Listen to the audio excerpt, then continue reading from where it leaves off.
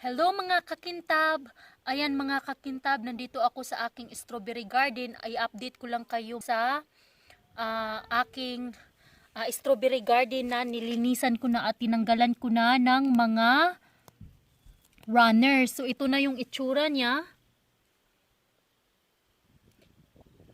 Pero marami pa ring mga damo kasi mabilis talagang tumubo ang mga damo dito. Ayan, maraming damo pero ayan siya. Strawberry flowers, marami din siyang bulaklak ngayon.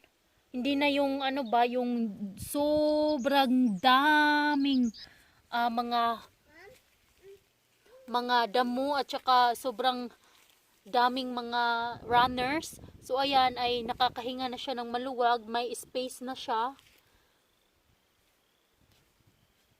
Ayan, may space na sila sa isa't isa.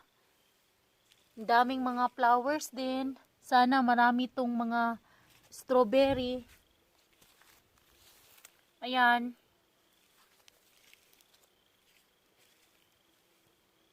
Yung iba walang bulaklak. Yung ito yung runners. Ayan, may ano din siya, may bulaklak din. Ayan, maraming bulaklak na hindi pa bumukas. Yung naka-close pa siya. Ito din, runners din to. Maraming bulaklak, napuno siya ng bulaklak, kunting dahon lang, tapos marami ng bulaklak. Ayan, ito bulaklak din to pero hindi pa siya bumukas. Update ko lang kayo sa aking munting strawberry garden. Tinanggalan ko na siya ng mga runners at tinanim ko, na-replant ko doon sa kabilang bahay. I-update ko rin kayo doon kung anong nangyari. Yan. Marami din siyang bulaklak this year. Kasi gustong gusto nila yung ano, yung parating umuulan. Gustong gusto ng strawberry na basang-basa sila. Kaya ayan, marami din siyang bulaklak kahit na medyo tinanggalan ko sila ng maraming runners at maraming mga damo. Ngayon ko pa lang sila nalinisan. Simula nung 2 years. 2 years ko silang hindi nalinisan kasi nga nabuntis ako at nagkaanak. Kaya napabayaan ko ang aking strawberry garden. Pero ngayon, medyo malinis-linis na kunti. Yan, meron na rin siya mga bulaklak.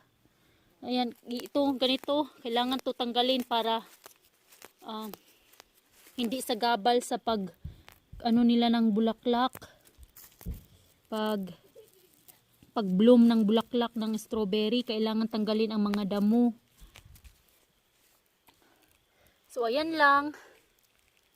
Marami na rin siyang bulaklak. Soon makaka-harvest na kami ng strawberry. Malalaki pa naman yung bulaklak nila. Yan, ang dami pa rin dito. Oh, yan, bulaklak din yan. Hindi pa bumukas. Yan dito. So yan lang. Update ko lang kayo sa aking strawberry na nalinisan ko na. So ito na yung itsura. Hindi na siya gaano yung maraming mga damo at saka mga runners. Medyo nakikita nyo na yung plant ng strawberry. So ayan siya. Okay guys, thank you guys for watching. Bye!